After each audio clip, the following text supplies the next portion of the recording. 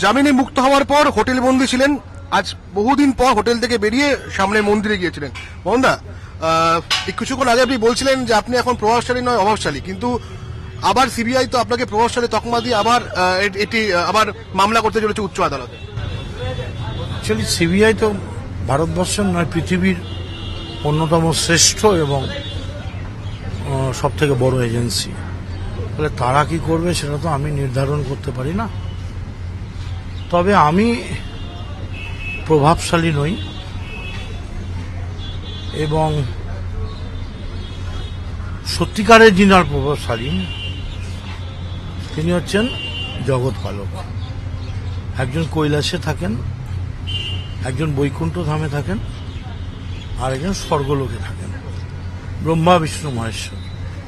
তো তাদেরই সব অংশ মা কালী থেকে হনুমানজি, রামজি, রাধাকৃষ্ণ, তাদের কাছে পুজো দিতে গেছিলাম একটা কারণ নিয়ে, যে ঈশ্বর এই প্রভাবশালী তকমা থেকে তুমি আমাকে মুক্ত করো। কারণ কেউ না জানুক, কোনো এজেন্সি না জানুক, তোমরা তো জানো প্রভাব বলতে আমার একটা একটা ঘাসের কণার মতো প্রভাবও আমার নেই। যা প্রভাব আছে সব তোমাদের কাছে। তো অথচ আমার দিকে কেন করা আছে? হ্যাঁ, আমার একটা প্রভাব আছে, সেটা হচ্ছে আমি পুজো করি, ভগবানে বিশ্বাস করি। এই ভগবানে বিশ্বাস করার মধ্যে একটা শক্তি আছে, সেই শক্তির দিক দিয়ে আমি প্রভাবশালী। আমি বিশ্বাস করি যে সত্যকে তুলে ধরবেন ভগবান, এবং ভগবানের পুজো করে আমিও এটাই চাইবই, আরাধনা করে যে শক্তি বার করে নিয়ে আসুন।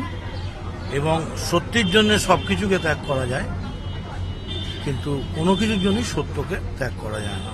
ফলে এই মুহূর্তে ঈশ্বরই আমার একমাত্র শক্তি, আমার মানসিক শক্তি।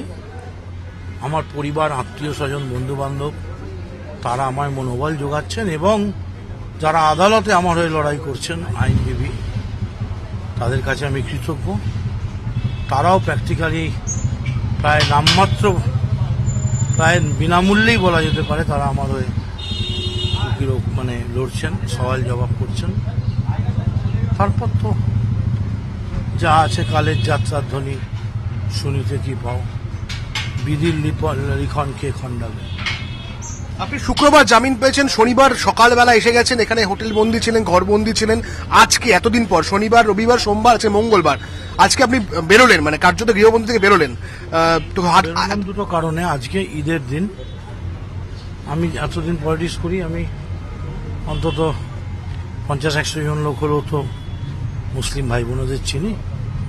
সেই তাদের সবার জন্য আমার ঈদের শুভেচ্ছা, কুরবানির ঈদের সালাম এবং শুভেচ্ছা রইল। এবং আজকে হচ্ছে মঙ্গলবার হচ্ছে হনুমানজির দিন। যখনই শুনলাম সামনে একটা হনুমান মন্দির রয়েছে, আমি ভাবলাম চান টান করে গিয়ে হনুমানজির কাছে গিয়ে পুজো দিই, এবং রাধাকৃষ্ণ রয়েছে, রাধাকৃষ্ণেরও পুজো দিলাম। সেই জন্যই বেরিয়েছি। আবার এখন ঢুকে যাব।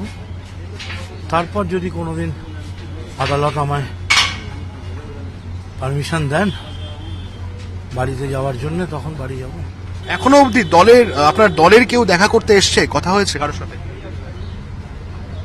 অ্যাকচুয়ালি এখন তো কথা ঠিক আমাদের সামনাসামনি দরকার পড়ে না।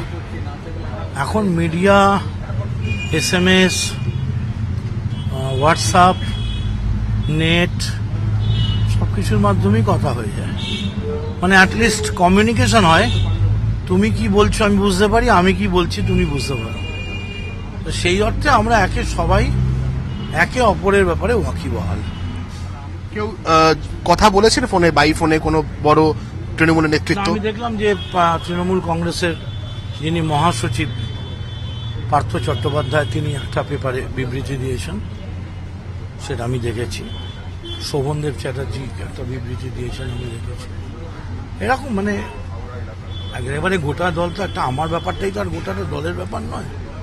দলটা যদি একটা হিমালয়ের মতো বড় হয়, আমি তাদের কুচি, বরফের কুচি, দল তার সবকিছু ছেড়ে আসবে না। কিন্তু তার মধ্যেও দলের যে খবর বা দল সারা পশ্চিমবঙ্গে মানুষের সঙ্গে আছে, তো মানুষের মধ্যে তো আমিও আছি, আমার সঙ্গেও দল আছে। প্রেস সংবাদ মাধ্যমে বিবৃতি দেওয়ার ব্যক্তিগত স্তরে কথা বলার মধ্যে একটা পার্থক্য আছে, সেটা কি হয়েছে? আমি ঠিক আসলে আমি শুয়ে আছি, অর্ধেক সময় ঘুমিয়ে আছি, ফলে অবচেতন মনে কে কি করছে আমি বলতে পারি না। অক্সিজেন নিয়ে ঘুমিয়ে আছি। শরীর অবস্থা কেমন?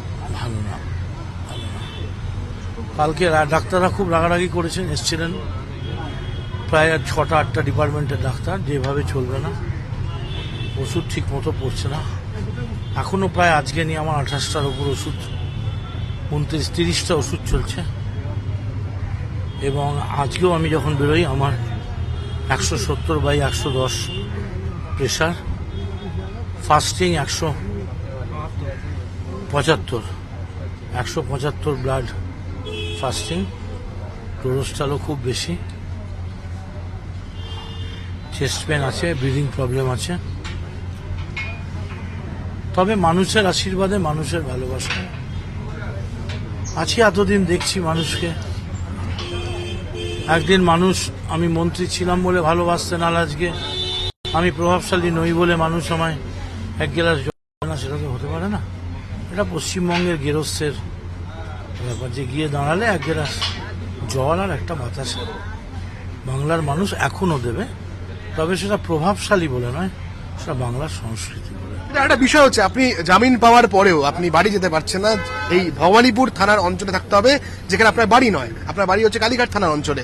তো এটার জন্য কোনো আপিল করবেন, মানে বাড়ি যেতে চাইবেন? মানে আপনার নাতি এসছে কিছুক্ষণ আগে, আপনার স্ত্রী আসছে, পরিবারের লোকজন দেখা করতে আসছেন, কিন্তু আপনি দেখা করতে মানে নিজের বাড়িতে পরিবারের সঙ্গে সময় কাটাতে পারছেন না। বাড়ি যাওয়ার জন্য আবেদন করব, যদি মহামান্য আদালত সেই আবেদন মঞ্জুর করেন যাব, না হলে যে আদালত যে নির্দেশ দেবেন, আদালত এবং সিবিআই আমাকে যে নির্দেশ দেবেন, আমি অক্ষরে অক্ষরে সেই নির্দেশ পালন করব।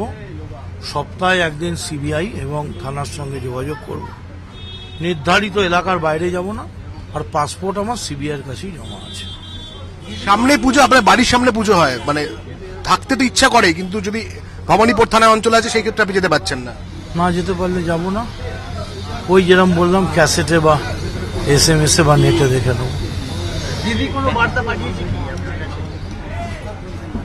দিদির বার্তা তো সেই দিকে দিকে, সেই বার্তা রটি গেল ক্রমে, মৈত্র মহাশয় যাবেন সাগর সঙ্গে। দিদির বার্তা তো সারা বাংলায়, সারা ভারতবর্ষ। ধন্যবাদ মদনদা, ধন্যবাদ। যেটা বললেন মদনদা, যেটা বলছিলেন সেটা হচ্ছে যে তিনি অ্যাপিল করবেন এবং ভবানীপুর থানা থেকে যাতে তিনি কালীঘাট থানা যেতে পারেন। পাশাপাশি তিনি বলছেন তার আদালত এবং সিবিআই দিকে তাকিয়ে আছেন, এর পরবর্তীতে তার কি হয়। ক্যামেরা সৌমেন পাটের সঙ্গে রক্তিম ঘোষ, এবিপি আনন্দ, কলকাতা।